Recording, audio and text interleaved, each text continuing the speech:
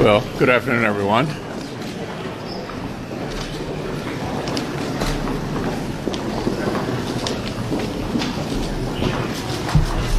Finally, we'll have a vote on S1 this afternoon.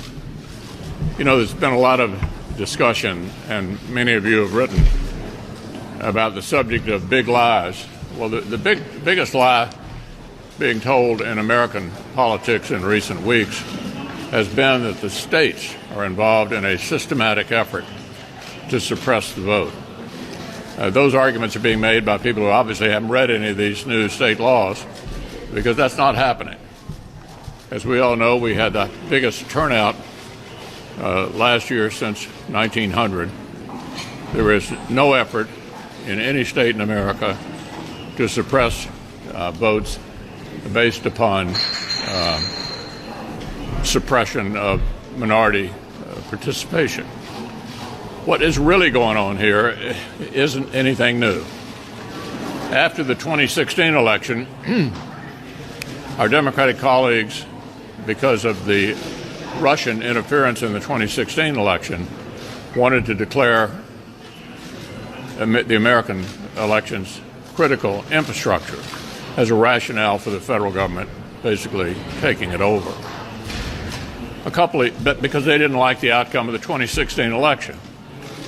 They still didn't like it before the presidential election, and so S1, then H.R. 1, was passed in the House because of a need to sort of clean up the American election system.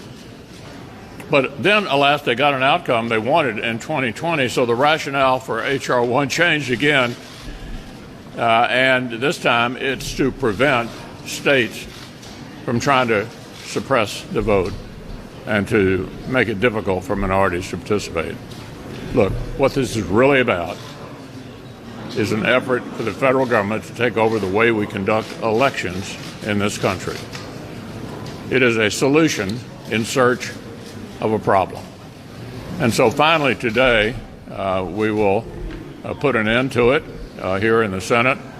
The American people can be relieved that the federal government, at least in this area, is not going to expand and supplant the states which have been involved in conducting elections throughout the history of our country.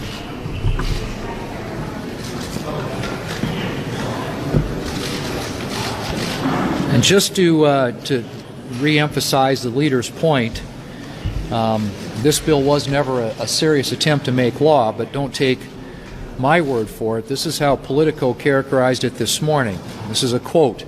"It's always been a messaging bill, a check-the-box move allowing party leaders to tell the left that they tried. And if it passed, it would carry serious consequences for the country." You think about the way that we've been doing elections in this country for over 2 centuries. The states have always been primary. They've been the principal entities when it comes to conducting elections across this country.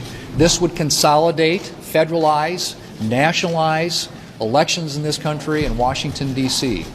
And that is not something, when the American people find out about it, that they're going to be for. Because basically they trust their states a lot more than they trust Washington, D.C.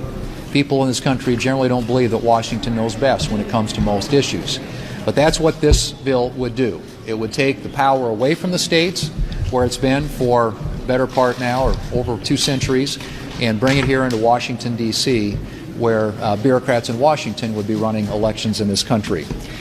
If you look at the individual components of the bill, and you've heard us talk a lot about it, but there's no question that issues like photo ID have become very much accepted across the country. There are 34 states that have adopted photo ID laws. I think most Americans think it's a matter of common sense. There was a poll out yesterday or the day before that said that 80% of Americans support a photo ID when it comes to voting, because they believe, a matter of voter or ballot integrity, that when people go in to vote, they ought to be able to prove they are who they say they are. That seems like a basic fundamental premise when it comes to elections in this country. It's worked well in our state of South Dakota now for almost 20 years, and I can't imagine the federal government telling the state of South Dakota they could no longer use a photo ID when it comes to verifying when people vote they are who they say they are. The short of it is this is a show vote. This is a check-the-box exercise for the Democrats. They have never intended for this to pass, but they want to use it so they can apply pressure to some of their members to overturn the legislative filibuster, which is, again, another matter that this debate that we're having today is all about. But I believe that the American people want to know that their elected leaders here in Washington, D.C. are working on issues that are important to them. This is not an issue that the American people are talking about on a daily basis right now. And proof of that is in the last election, as the leader pointed out, we had record turnout, biggest turnout since 1900. People are turning out to vote in record numbers. This is a solution in search of a problem, and I hope that it is soundly defeated later this afternoon. Today we'll be voting on S number 1, which means it is the number 1 priority for the Democrats in this country and in the Senate. They make it a higher priority than the economy and inflation, a higher priority than the crisis at the border or the crime in our cities. It is their number 1 bill. They say it's about election reform. It's actually about an election takeover by Washington. And it is very